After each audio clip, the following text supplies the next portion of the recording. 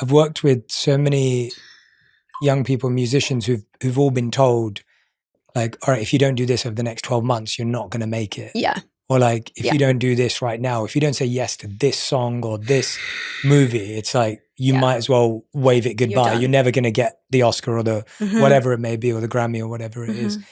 And I can't imagine being a young person, like I'm 37 now, and you process ideas like that differently. Yeah. But if you're in your teens or even 20s, and maybe even 30s, but you process those statements with so much gravitas, especially when it's someone of influence and power saying it to you. And it feels like being surrounded by people who really believe in you and your longevity and your art but that's hard to find. It is. It's hard to find.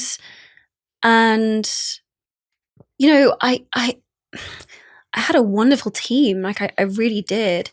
I think it's just like understanding that no one at the end of the day is going to be in the room. Like when you're actually doing the thing, you have to carry that moment and you have to carry that pressure.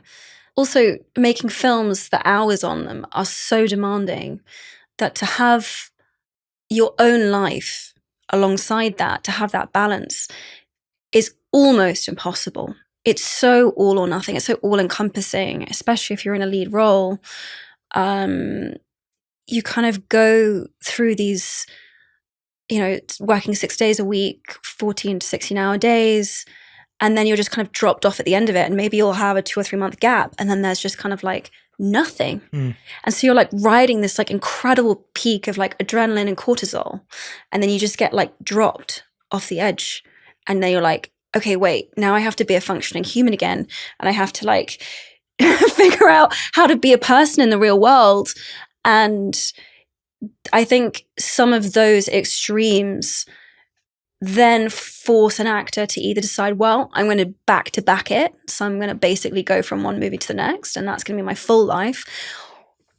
Or you have to navigate these huge impacts on your nervous system that you need a system and a support system to help you navigate. And I think it's why addiction and mental illness in my profession and in a lot of high stress, high profile professions is so commonplace, because you're trying to balance out these enormous chemical ups and downs. Yeah, talk to people about why, because I think from the outside, when someone sees a red carpet, or when someone sees an event, it looks really glamorous. Like until I ever attended anything, and you know, I always looked at it as like, oh my gosh, it's so glamorous, and everyone's there, and everyone must be friends, and everyone must know each other because they all, you know. But then you're not saying that, and neither is and anytime I've ever been on a red carpet, everyone's anxious and everyone's nervous, and that's the real experience. And people are almost waiting to leave.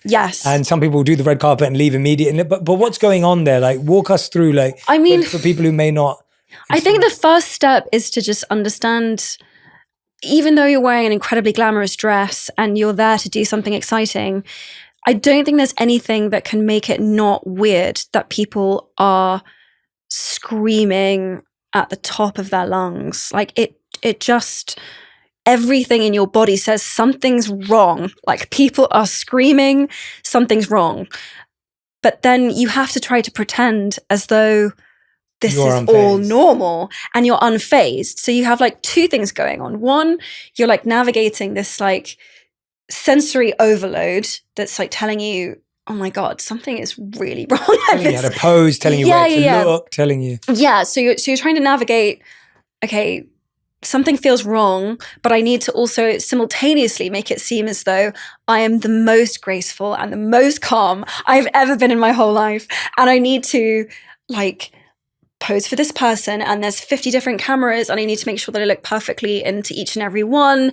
And I probably will have had 4 different notes from the stylist about how I'm supposed to stand and what I need to do for the dress. And then I've got like 25 different talking points from the movie of like what I need to get across and also avoid saying or talking about. And so you're like, you need to be thinking about that. And the juggle's crazy. And then I think everyone is in this like kind of jumped up state. And so like trying to have a normal conversation with anyone is basically impossible because you feel like an insane person.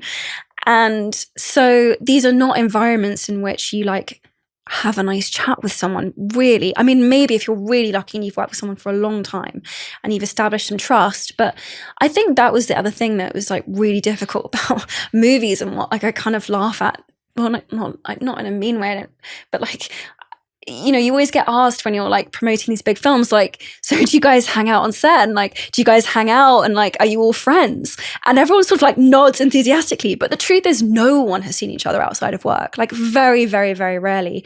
Mostly because the schedule is insane. Everyone's so tired that when they get any time off, you're going straight back to your hotel room to try to like claw in any piece of rest that you possibly can. And like, I don't know, like friendships require time and trust and presence, and those things like very rarely come about. They can and they like do occasionally, but it's more of a you know, solar eclipse than than an everyday situation. So yeah, but you have to pretend. I think that's the part that starts to feel icky after a while, is like you have to pretend that you're all best friends. And what's so sad, and I know this isn't just the case for me, but like, I think people wish they were. Yeah. I think we wish we did have those real connections and we did have that real support. And so having to pretend that something exists that you actually really want but don't have is like... It's like that's it. Pretty grainy in the wound, you know? It's like, it's pretty like tough pill to swallow to have to act out something that you wish were real but isn't real. Yeah. And I think that's the part that starts to kind of, yeah, I can only speak for myself, but those are definitely the moments where I've been like, this feels dark. Like, is anyone else like, this feels dark? Yeah. Yeah. And there's such a real reminder that it's still work. And it's almost like asking anyone who works at any company and saying, hey, do you hang out with your team after work every night? And the answer is probably no. Yeah, no, everyone wants to go home to their family. And maybe you've got a couple of course, you've got a couple of friends at work. And it's wonderful if you have a friend at work that you work out with or see after hours, but you're not hanging out as the whole crew. It's very unlikely. 100%. And it is that reality check of, no, but this is also just work. Yeah. And their character stories are not their personal stories.